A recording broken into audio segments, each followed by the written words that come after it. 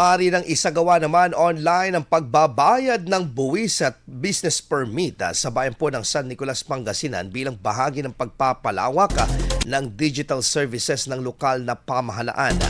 Sa pamamagitan ng Link.Biz portal at ng San Nicolas LGU Business Permits Licensing System, hindi na kinakailangan pumunta pa sa Municipal Hall ang mga residente at negosyante upang magbayad ng business permit at real property tax. Layunin ng nasabing online system na pabilisin pa at pasimplehin ang mga transaksyon habang tinitiyak ang ligtas at maayos na proseso ng pagbabayad. Kasabay nito, inilabas din ng LGU BPLS ang e-payment guide na nagsisilbing gabay sa mga tamang hakbang sa paggamit ng online payment system upang maiwasan ang aberya sa transaksyon.